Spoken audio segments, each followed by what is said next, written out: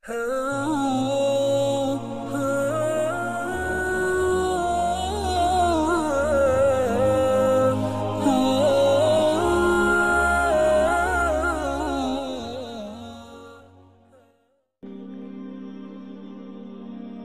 علیکم ورحمۃ اللہ وبرکاتہ۔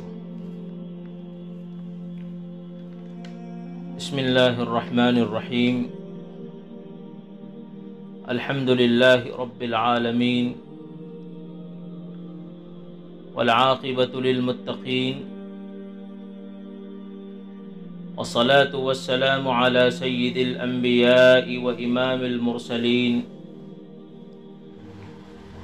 وعلى آلہ واصحابہ اجمعین، وعلى كل من اهتدى بهديه واستنى بسنته إلى يوم الدين، أما بعد، أخرج الإمام البخاري رحمه الله تعالى في كتاب التوحيد عن أبي هريرة رضي الله تعالى عنه أنه قال قال النبي صلى الله تعالى عليه وسلم يقول الله تعالى أنا عند ظن عبدي بي أنا معه إذا ذكرني فإن ذكرني في نفسه ذكرته في نفسي وَإِن ذَكَرَنِي فِي مَلَئٍ ذَكَرْتُهُ فِي مَلَئٍ خَيْرٍ مِّنْهُمْ وَإِن تَقَرَّبَ إِلَيَّ بِشِبْرٍ تَقَرَّبْتُ إِلَيْهِ ذِرَاعًا وَإِن تَقَرَّبَ إِلَيَّ ذِرَاعًا تَقَرَّبْتُ إِلَيْهِ بَاعًا وَإِن أَتَانِي يَمْشِي أَتَيْتُهُ هَرْوَلَةً۔ رواہ الامام البخاری رحمہ اللہ تعالی فی کتاب التوحید۔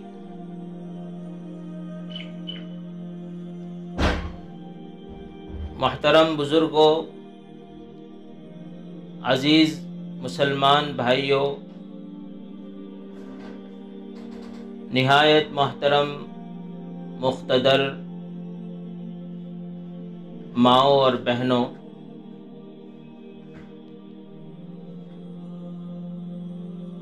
رمضان المبارک شروع ہو چکا ہے۔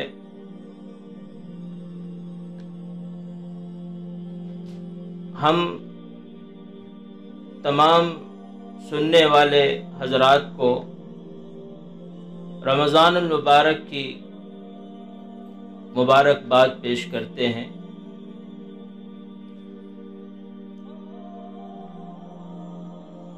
یہ مبارک سلسلہ جو شروع ہونے جا رہا ہے، اللہ تعالیٰ اس میں خیر رکھے، برکت رکھے، اور جن حضرات نے اس کی کاوش کی ہے، کوشش کی ہے، اللہ ان تمام کو اپنے خزانے غیب سے جزائے خیر عطا فرمائے۔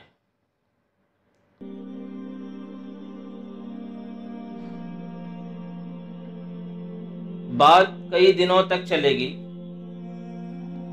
لہذا سوچا کہ بالکل بنیاد سے آغاز کیا جائے،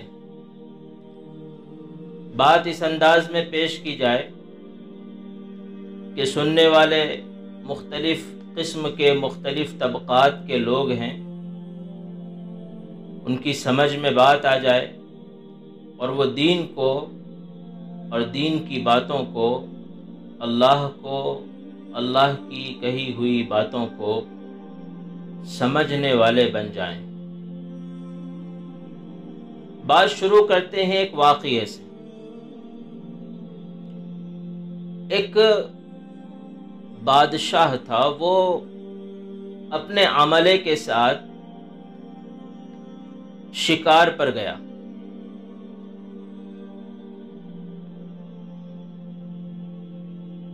شکار کے لیے نکلا اور اتفاق یہ ہوا کہ وہ اکیلا پڑ گیا، راہ بھول گیا اور اپنے درباریوں اور اپنے ساتھیوں کے قافلے سے بچھڑ گیا۔ شام ہو گئی، بادشاہ کو بھوک لگی تھی، پیاس کا تقاضا تھا۔ کوئی جھونپڑی تلاش کی، کوئی جگہ تلاش کی جہاں پانی اور کھانا میسر ہو سکے۔ بادشاہ کو ایک جھونپڑی نظر آئی۔ بادشاہ اس جھونپڑی کے پاس گیا، دیکھا کہ ایک معمر شخص ہیں، بڑے میاں ہیں، 70 سال کی جن کی عمر ہے۔ بادشاہ پیاسا تھا، بھوک کا احساس تھا۔ جب بھوک لگتی ہے تو بادشاہ نہیں ہوتا، وہ بھوکا ہوتا ہے۔ جب پیاس لگتی ہے تو وہ بادشاہ نہیں رہتا، صرف پیاسا ہوتا ہے۔ وہ اپنے تمام شاہی ٹھاٹ ماٹ کو چھوڑ کر اس کٹیا میں داخل ہوا اور بوڑھے میاں سے گزارش کی کہ مجھے کھانا اور پانی کی شدید احتیاج ہے، شدید ضرورت ہے۔ کچھ کھانا ہو مجھے دے دو، اور اس سے پہلے کچھ پانی ہو تو مجھے پیش کر دو۔ جو بھی روکھا سکھا اس بوڑھے میاں کے پاس موجود تھا انہوں نے پیش کیا۔ ٹھنڈا پانی بادشاہ نے پیا، اس کا دل بہت خوش ہوا۔ جب جانے لگا تو کہا کہ آپ جانتے ہیں میں کون ہوں؟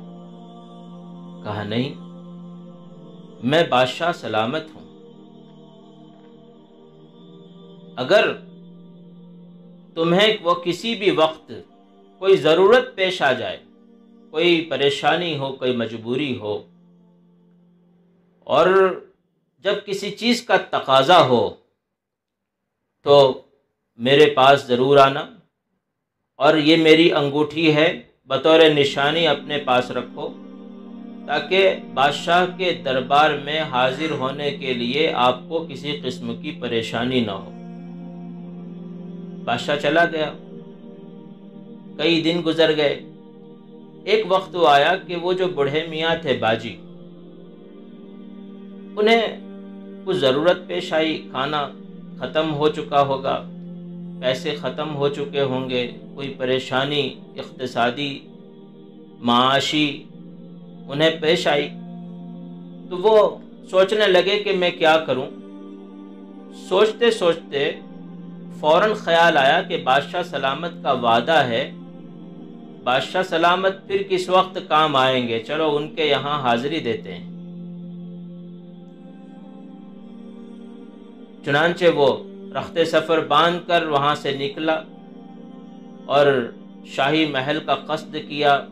شاہی محل کے مین گیٹ پر، صدر دروازے پر دستک دی، اور بادشاہ کی انگوٹھی چونکہ پاس تھی تو سارے دروازے کھلتے چلے گئے۔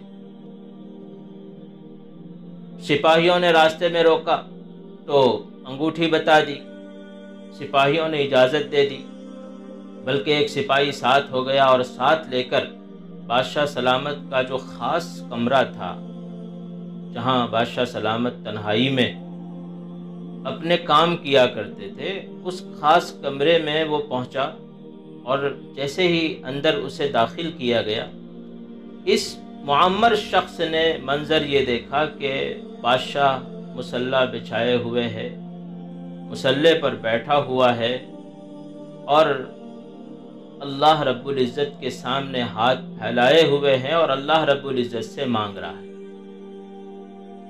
جیسے ہی انہوں نے یہ منظر دیکھا وہ فوراً پلٹے اور واپس جانے لگے۔ بادشاہ کو بھنک تو لگ گئی تھی، فوراً دعا سے فارغ ہوئے اور باہر کی طرف نکلے اور لوگوں سے کہا کہ بتاؤ کون ہے؟ بتایا گیا کہ وہ بوڑھے میاں ہیں جن سے آپ جنگل میں ملے تھے۔ بلایا گیا، دربار میں حاضر کیا گیا، وجہ پوچھی گئی کہ آپ آئے اور ملاقات کیے بغیر چل دیے۔ بوڑھے میاں نے یہ جواب دیا کہ میں آیا تھا آپ سے مانگنے کے لیے، اپنی ضرورت کا سوال کرنے کے لیے، لیکن جب میں نے آپ کو کسی اور سے مانگتے ہوئے دیکھا تو میں نے دل میں یہ سوچا کہ جو کوئی کسی اور سے مانگتا ہے اس سے کیا مانگتا ہے؟ آپ اللہ رب العزت سے مانگ رہے تھے۔ جب اللہ رب العزت آپ کو اتنی بڑی سلطنت دے سکتے ہیں، اتنی ساری دولت دے سکتے ہیں، اتنا بڑا شاہی ٹھاٹھ دے سکتے ہیں، وہ اللہ رب العزت میری ایک چھوٹی سی ضرورت کیوں پوری نہیں کر سکتے؟ مجھے راہ مل گئی، راستہ مل گیا، میرے دل میں ایمان تازہ ہو گیا، میرے دل میں اللہ کا جو تعلق چھپ گیا تھا، جس آگ پر خاک پڑ گئی تھی وہ انگارہ پھر جلنے لگا، میرا ایمان تازہ ہو گیا اور مجھے ضرورت نہیں محسوس ہوئی کہ میں آپ کے دربار میں آؤں اور آپ سے کچھ مانگوں۔ ایک چھوٹا سا واقعہ، ایک چھوٹی سی کہانی، لیکن اس کہانی میں، اس واقعے میں جو بندے کا تعلق ہے اللہ رب العزت کے ساتھ، چاہے وہ جنگل میں رہنے والا ایک بوڑھا آدمی ہو یا شاہی محل میں رہنے والا، ہزاروں حشم خدم کے درمیان رہنے والا ایک بڑا بادشاہ ہو، بندے کا تعلق اپنے رب کے ساتھ جو ہوتا ہے، یہ تعلق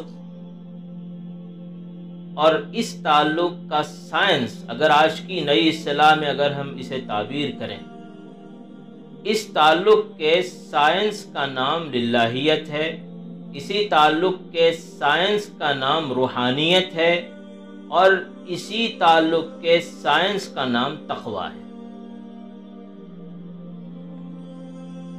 یہ ایک بیسک چیز ہے، بنیادی بات۔ اس کو ہم تھوڑا سا گہرائی میں جا کر یوں سمجھنے کی کوشش کرتے ہیں کہ انسان کو اللہ رب العزت نے پیدا کیا اور اس میں مختلف قسم کی صلاحیات رکھی ہیں، اس کی زندگی میں مختلف قسم کے پہلو رکھے ہیں۔ ایک پہلو انسان کا جسمانی طاقت کا پہلو ہے کہ آدمی کھاتا ہے، پیتا ہے، طاقت حاصل کرتا ہے اور اپنے روزمرہ صبح سے لے کر شام تک کی ضرورتوں کو پورا کرتا ہے۔ یہ اس کی جسمانی طاقت کا پہلو ہے، جسے آج کی اصطلاح میں فزیکل کوشنٹ کہا جاتا ہے۔ فزیکل کوشنٹ، انسان کی جسمانی طاقت کا پہلو۔ ایک آدمی کی سمجھداری اور ذہنی طاقت کا پہلو ہوتا ہے، جسے آج کی اصطلاح میں انسان کا انٹیلیجنس کوشنٹ کہا جاتا ہے کہ آدمی سمجھدار ہوتا ہے، اس میں کچھ چیزیں سمجھنے کی طاقت ہوتی ہے، اللہ نے اسے عقل دی ہے۔ یہ اس کا جو پہلو ہے وہ اس کا آئی کیو کہا جاتا ہے، انٹیلیجنس کوشنٹ۔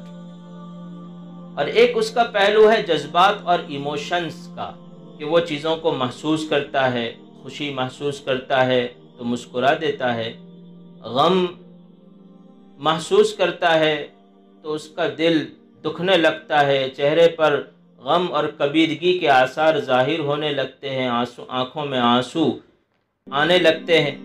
یہ جذبات اور ایموشنز کا اس کا پہلو ہے، اسے آج کی اصطلاح میں ایموشنل کوشنٹ کہا جاتا ہے، ای کیو۔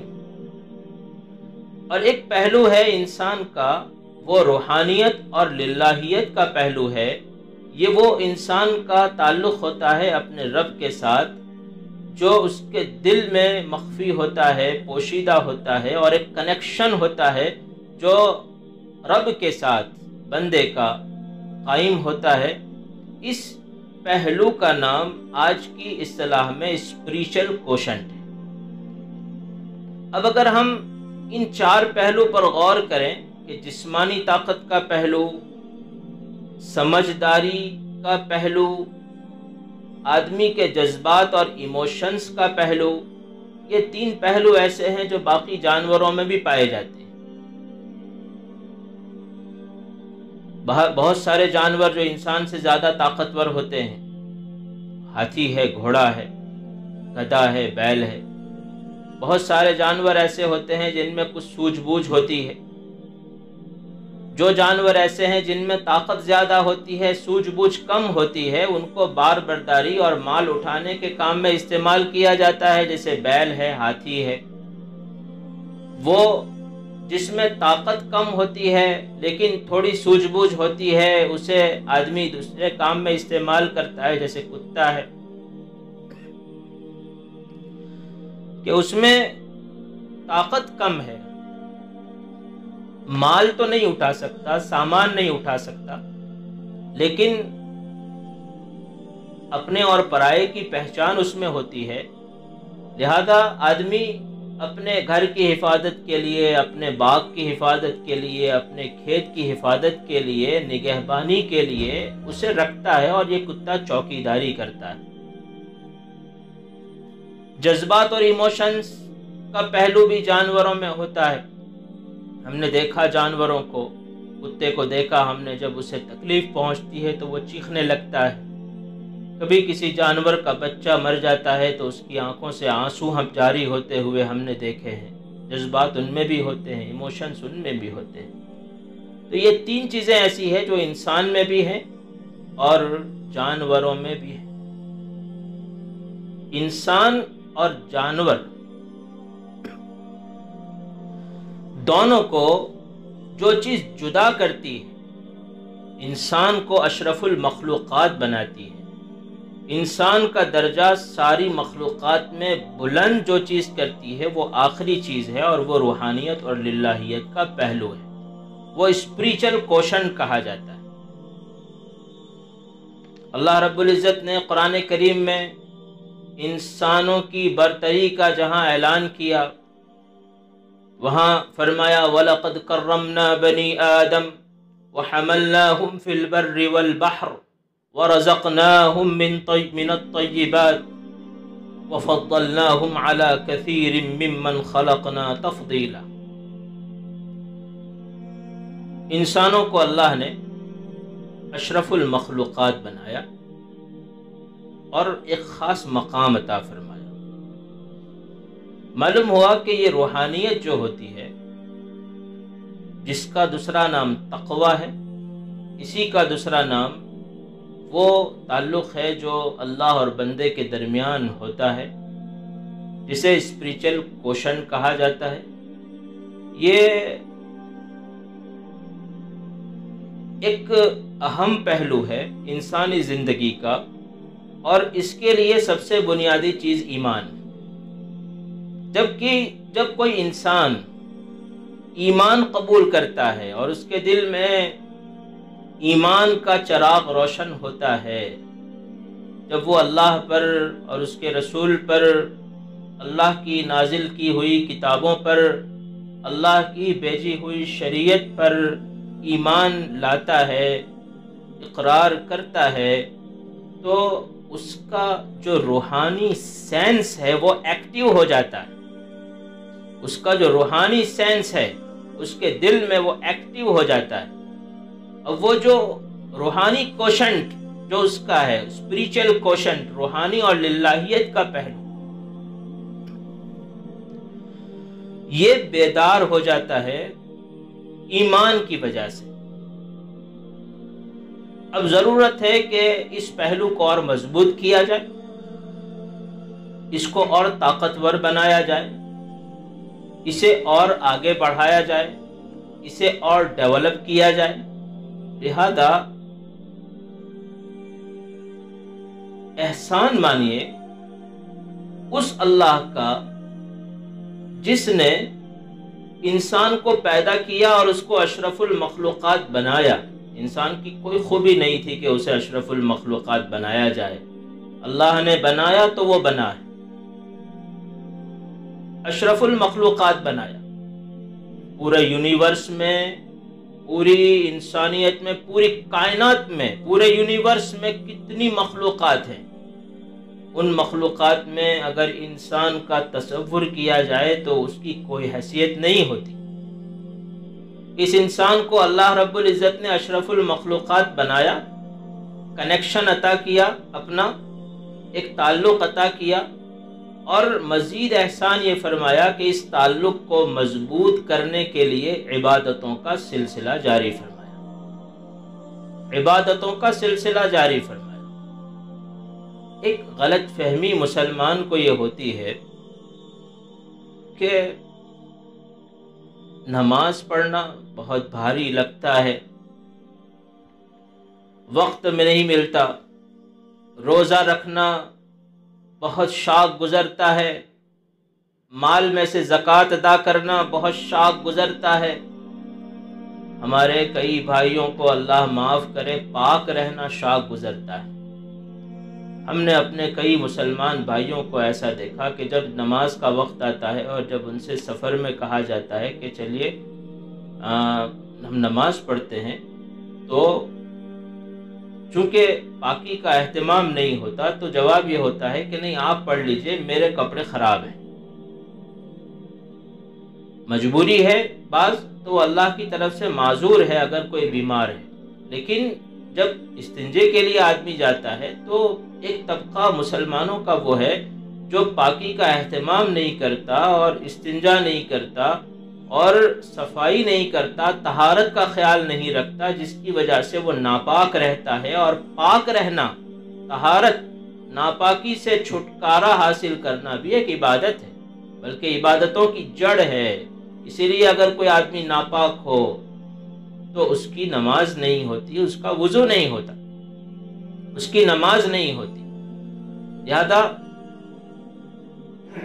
کوئی آدمی جب مشکل سمجھتا ہے عبادتوں کو تو یہ بہت بڑی غلط فہمی کا شکار ہے۔ وہ آدمی یہ سمجھتا ہے کہ اللہ رب العزت کو کیا ضرورت تھی نمازوں کو فرض کرنے کی، کیا ضرورت تھی اللہ رب العزت کو روزے فرض کرنے کی، کیا ضرورت تھی اللہ رب العزت کو بھوکا اور پیاسا رکھنے کی، کیا ضرورت تھی اللہ رب العزت کو ہمارے مال میں سے کچھ مال مانگنے کی، کیا ضرورت تھی اللہ رب العزت کو کہ وہ اتنے دور کا سفر کر کے ہمیں حج کے لیے بلاتے ہیں، کیا ضرورت تھی کہ ہم قرآن پڑھیں، کیا ضرورت ہے کہ ہم تسبیح لے کر بیٹھیں، کیا ضرورت ہے کہ ہم معاملات صاف رکھیں، کیا ضرورت ہے کہ ہم معاشرت کو اپنی صاف ستھری رکھیں۔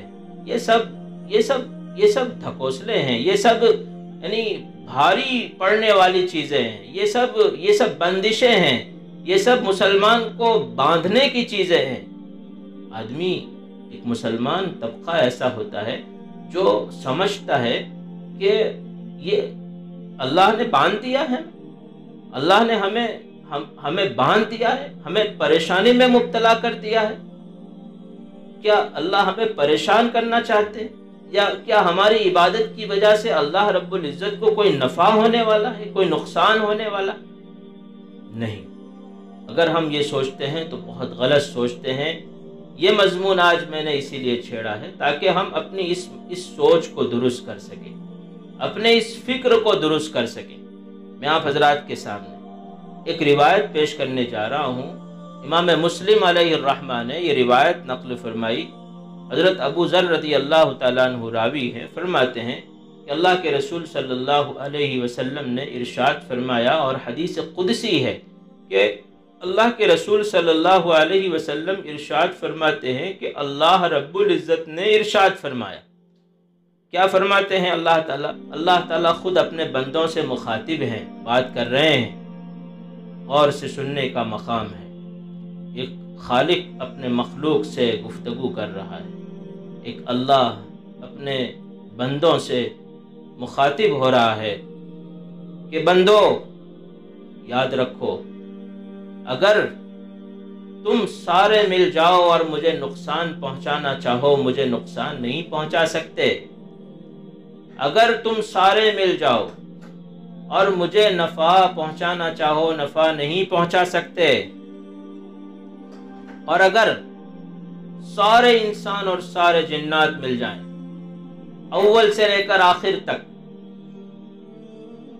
کائنات کی ابتدا سے لے کر قیامت تک آنے والے سارے انسان اور سارے جنات اگر ایک درجے کے متقی ہو جائیں، ایک درجے کے متقی ہو جائیں، پرہیزگار ہو جائیں، تو میری ذات کی قسم، میری عزت میں ایک حبے کے برابر اضافہ نہیں ہوگا، ایک ذرے کے برابر میری عزت میں، میری حکومت میں، میری سلطنت میں، میرے اقتدار میں اضافہ نہیں ہوگا۔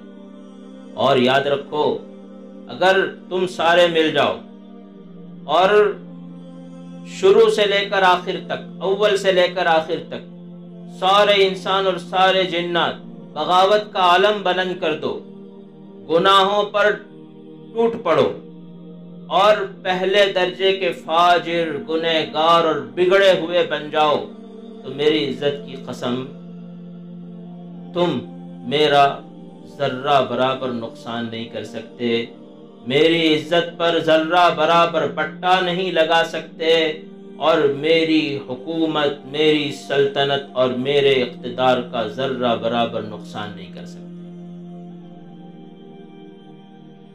اور ایک بات یاد رکھو، اللہ تعالیٰ فرماتے ہیں، ایک بات یاد رکھو کہ اگر سارے، پھر دیکھو کتنی تاکید کے ساتھ کہہ رہے ہیں، سارے کے سارے انسان اور سارے جنات اول سے لے کر آخر تک ایک میدان میں جمع ہو جاؤ اور اپنی ضرورت کی چیزیں مانگو، اپنی ضرورت کی چیزیں مانگو۔ ضرورت کی چیزیں انسان کی بہت ساری ہوتی ہے نا، اتنی ساری ہوتی ہیں، رمضان کا لسٹ بنانے کے لیے بیٹھتے ہیں تو کئی دن لگ جاتے ہیں، یہ لانا ہے، وہ لانا ہے، پھر رمضان کے بعد یہ لانا ہے، رمضان سے پہلے کی ضرورتیں، پھر جسمانی ضرورتیں، آدمی کے کھانے کی ضرورتیں، کپڑے کی ضرورتیں، اور کیا کیا ضرورتیں انسان نے اس دنیا میں نہیں پال رکھی، اور کیا کیا ضرورتیں انسان کی نہیں ہوتی ہیں۔ ہم اپنی ضرورتوں کی فہرست نہیں بنا سکتے، وہ بھی چھوٹ جاتی ہیں۔ لیکن اللہ رب العزت فرماتے ہیں کہ اگر تم سارے ایک وقت میں موجود انسان اور جنات نہیں، اول سے لے کر آخر تک، کائنات کی ابتدا سے لے کر قیامت تک، سور پھونکے جانے تک آنے والے سارے انسان اور سارے جنات ایک میدان میں جمع ہو جائیں اور وہ سارے اپنی ضرورت کی چیزیں مجھ سے بیک وقت مانگے، ایک وقت میں مانگے، اور میں ان تمام کی ساری ضرورتوں کو پورا کر دوں، تب بھی میرے خزانے میں سے ایک قطرے کے برابر کم نہیں ہوگا۔ یہ ہے اللہ رب العزت کی شان۔ اب آپ تصور کیجئے کہ ہم جب نماز پڑھیں گے، روزے رکھیں گے، یا جتنی عبادتیں، جتنی جسمانی، جتنی مالی بدنی عبادتیں اللہ رب العزت نے مشروع فرمائی ہیں اور بندوں کو کرنے کا حکم دیا ہے، ان عبادتوں سے اللہ رب العزت کی شان میں کیا بڑائی ہونے والی، یا اگر ہم نہ کریں تو اللہ رب العزت کی شان میں کیا کمی اور کوتاہی ہونے والی۔ اللہ رب العزت کو اس کی کوئی ضرورت نہیں، اللہ رب العزت کو اس کی کوئی ضرورت نہیں، ضرورت ہماری ہے، اور ضرورت یہ ہے کہ وہ جو تعلق، وہ ایمان کا تعلق، وہ تعلق جو ہم نے اپنے دل میں پیدا کیا، جس کی لو ہم نے لگائی، جس کی شمع ہم نے جلائی اپنے دل میں، اور وہ نور کی کرن جو دل میں پھوٹی ہے ایمان قبول کرنے کی وجہ سے، اور وہ تعلق جو بندے کا اللہ رب العزت کے ساتھ پیدا ہوا ہے، یہ تعلق ختم نہ ہو جائے، یہ تعلق باقی رہے، یہ تعلق ڈیولپ ہوتا رہے، اس لیے اللہ رب العزت نے ساری عبادتیں مشروع کر دی، نماز کی توفیق دی، پاک رہنے کا حکم دیا، روزہ رکھنے کی ہمیں توفیق دی، زکوٰۃ دینے کا ہمیں حکم دیا، حج کرنے کی ہمیں سعادت عطا کی۔ اور یہ اسلام کی خوبی دیکھیے کہ اسلام میں چند گنی چنی عبادتیں نہیں ہوتی، اگر آدمی اپنی نیت درست کر کے اپنی زندگی کے گزارنے کے انداز کو ٹھیک کر لیتا ہے تو اس کی ہر سانس عبادت اور اس کا ہر لمحہ عبادت بن جاتا ہے، اور اس کی ہر سانس اور اس کا ہر لمحہ، اس کے وقت کا ہر حصہ اس قرب خداوندی میں اضافے کا سبب بنتا ہے۔ یہ اللہ رب العزت کا بہت بڑا کرم ہے۔ اب آپ دیکھیں کہ یہ تعلق ہے، کنیکشن ہے اللہ کا اور اس کے بندے کا، تو دنیا میں تعلقات ہم نبھاتے ہیں، اچھی طرح جانتے ہیں کہ اگر کسی سے ہمیں تعلق نبھانا ہے، اچھا تعلق رکھنا ہے تو ہمیں اچھا برتاؤ کرنا پڑے گا۔ اگر ہم اس کی طرف زیادہ التفات کریں گے تو وہ اگر کوئی بڑا آدمی ہے، بات چھوٹے اور بڑے کی ہو رہی ہے اور کوئی حیثیت نہیں، چھوٹے ہونے میں انسان کی کوئی حیثیت نہیں اور بڑے ہونے میں اللہ رب العزت کا کوئی ثانی نہیں، ایسے دو شخصیتوں کی بات ہو رہی ہے، اور جب ان دونوں کے درمیان کا تعلق ہے تو ظاہر سی بات ہے کہ انسان کا تعلق زیادہ ہونا چاہیے اور اللہ رب العزت کی طرف سے کچھ التفات ہونا چاہیے۔ عام طور پر تو یہی ہوتا ہے، کسی پرائم منسٹر سے ہم سب کچھ قربان کر دیتے ہیں اپنا، تب وہاں سے ہمیں ایک آدھ منٹ کا التفات یا 5-10 منٹ کا التفات یا آدھے گھنٹے کا التفات اور توجہ وہاں سے ہمیں ملتی ہے اور موقع ملتا ہے، وہ ہماری طرف تھوڑی مسکراہٹ کر دے، تھوڑا مسکرا دے، ہماری طرف ہاتھ ملا دے، ہینڈ شیک کر دے اور تھوڑا سا ہماری خیریت معلوم کر لے یا کوئی تعریف کر دے، تو آدمی کی زندگی کا یہ سب سے بڑا سنہرا موقع ہوتا ہے۔ تو یہ اللہ رب العزت سے تعلق نبھانا کوئی سیکھے۔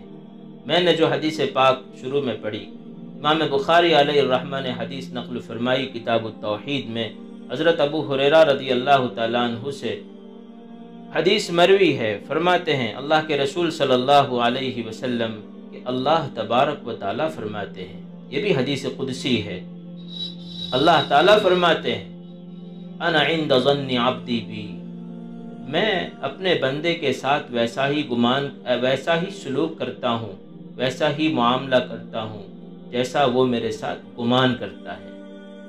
بعض روایتوں میں تفصیل میں نہیں جاؤں گا، مسند احمد میں ایک لفظ کا 1-2 جملوں کا اضافہ ہے کہ ان ظن بی خیرا فلہ وان ظن شرا فلہ، اگر وہ میرے ساتھ اچھا گمان کرتا ہے میرے بارے میں تو میں اس کے ساتھ ویسا ہی معاملہ کرتا ہوں، اور اگر وہ میرے ساتھ برا گمان کرتا ہے تو میں اس کے ساتھ ویسا ہی سلوک کرتا ہوں، ویسا ہی معاملہ کرتا ہوں۔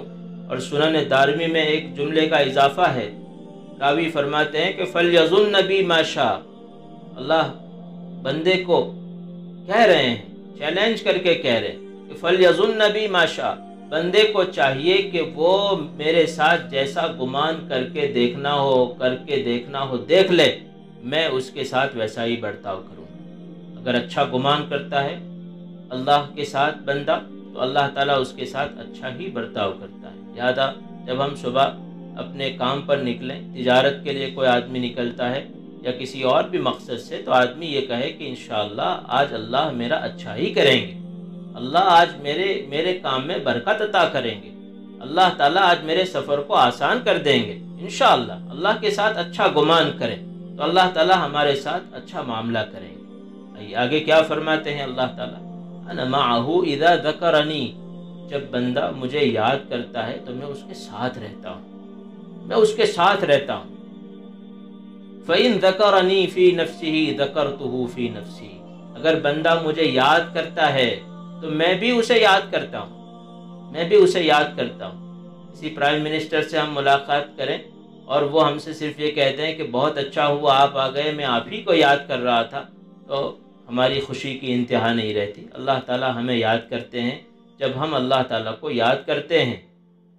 اور جیسے میں نے بتایا کہ کون ہے، ایک طرف بندہ مشت خاکی جس کی کوئی حیثیت نہیں، اور ایک طرف وہ اللہ جو ساری دنیا کا، ساری کائنات کا مالک ہے، یہ ان دونوں کا کنیکشن بتایا جا رہا ہے۔ وَإِن ذَكَرَنِي فِي مَلَئٍ ذَكَرْتُهُ فِي مَلَئٍ خَيْرٍ مِّنْهُ، اگر انسان دنیا میں بیٹھ کر انسانوں کے درمیان میرا تذکرہ کرتا ہے، میرا ذکر کرتا ہے، تو میں فرشتوں کے حلقے میں بیٹھ کر اس انسان کا تذکرہ کرتا ہوں۔ اگر کوئی آدمی ترک سر میں، کسی محلے میں، کسی گھر میں اللہ رب العزت کا تذکرہ کرتا ہے اپنے بیوی بچوں کے ساتھ بیٹھ کر، اور اللہ کی شان کے بارے میں، اللہ کی کبریائی کے بارے میں اپنے گھر کے افراد کے سامنے کچھ باتیں ذکر کرتا ہے، تو اللہ تعالیٰ فرشتوں کے ساتھ بیٹھ کر اس گھر کے اس آدمی کا تذکرہ اور اس پورے کنبے اور گھرانے کا تذکرہ آسمان پر فرماتے ہیں، ہم زمین پر اللہ کا تذکرہ کرتے ہیں، اللہ تعالیٰ ساتوں آسمانوں کی بلندی پر عرش پر ہمارا تذکرہ کرتے ہیں، ہمیں یاد کرتے ہیں۔ آگے دیکھیے کتنا رشتہ اور تو تعلق کی مضبوطی بتائی جا رہی ہے۔ وَإِن تَقَرَّبَ إِلَيَّ بِشِبْرٍ تَقَرَّبْتُ إِلَيْهِ ذِرَاعًا، اگر بندہ میری طرف ایک بالشت آگے بڑھتا ہے، بالشت وینت کو کہا جاتا ہے، اگر بندہ میری طرف ایک بالشت آگے بڑھتا ہے تو میں اس کی طرف ایک ہاتھ آگے بڑھ جاتا ہوں۔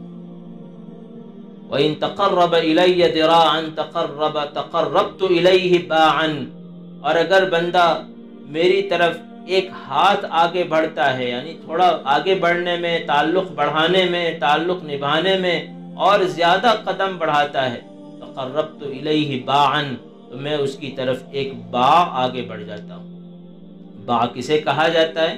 صاحب فتح الباری حافظ ابن حجر عسقلانی رحمۃ اللہ علیہ فرماتے ہیں کہ امام خطابی علیہ الرحمہ کا کہنا ہے کہ باع قدر مد الیدین، یعنی ایک آدمی اپنے دونوں ہاتھوں کو چوڑا کر لے تو ایک کنارے سے دوسرے کنارے تک کا جو حصہ ہوتا ہے، جو تقریباً 4 ہاتھ کے برابر ہوتا ہے، وہ باع کہلاتا ہے۔ یہ تو اللہ فرماتے ہیں کہ اگر بندہ میری طرف ایک ہاتھ آگے بڑھ کے آتا ہے تو میں اس کی طرف 4 ہاتھ بڑھ جاتا ہوں۔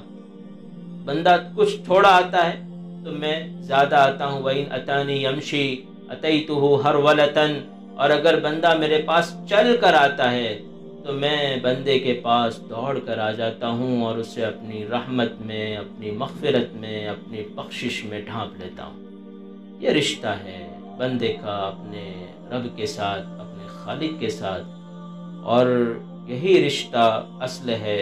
اور جیسا میں نے کہا کہ خدا اور بندے کا جو تعلق ہے، اس تعلق کی سائنس کا نام للہیت ہے، اور اسی کا نام تقوی ہے، اسی کا نام روحانیت ہے، اور یہی پہلو ہے جسے اسپریچل کوشن کہا جاتا ہے، اور یہی سب سے بنیادی چیز ہے۔ اور اسی کو مضبوط کرنے کے لیے اللہ رب العزت نے عبادتوں کا سلسلہ جاری فرمایا۔ اللہ کا بہت بڑا کرم ہے کہ اللہ نے ایک اور مبارک مہینہ ہمیں رمضان المبارک کی شکل میں عطا فرمایا ہے، اور امید کرتے ہیں کہ ہمارا جو رشتہ اللہ رب العزت کے ساتھ ہے وہ اور مضبوط بنے۔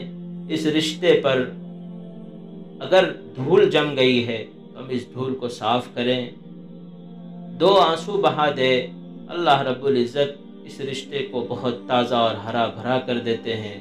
اس رشتے پر اگر اس رشتے کا جو انگارہ ہے، اگر اس پر خاک آ گئی ہے، راکھ آ گئی ہے، اگر یہ خمیدہ ہو گیا ہے، بجھ گیا ہے، تو ہم اس کی آگ کو اور بھڑکائیں اور اس رشتے کو اور مضبوط کریں، اور اس کا احساس کریں کہ اللہ رب العزت ہمارے ساتھ ہے اور ہماری ہر بات کو سنتا ہے، ہماری ہر ضرورت کو پورا کرنے پر قادر ہے۔ ہم اسی کے لیے نماز پڑھتے ہیں، اور اسی کے لیے ہم روزہ رکھتے ہیں، اور یہی ہماری زندگی کا مقصد ہے۔ میری زندگی کا مقصد تیرے دین کی سرفرازی، میں اسی لیے مسلمان، میں اسی لیے نمازی۔ اللہ تعالیٰ سب سے پہلے مجھے عمل کرنے کی توفیق عطا فرمائے، اور پھر جتنے سننے والے احباب ہیں اللہ تعالیٰ ان کے دلوں میں بھی رشتے ایمان کو مضبوط فرمائے اور عمل کی توفیق عطا فرمائے، اور رمضان المبارک کی ساعات کی قدردانی کی توفیق عطا فرمائے۔ وآخر دعوانا الحمدللہ رب العالمین۔ سبحان اللہ وبحمدہ، سبحانک اللہم وبحمدک، نشہد ان لا الہ الا انت، نستغفرک ونتوب الیک۔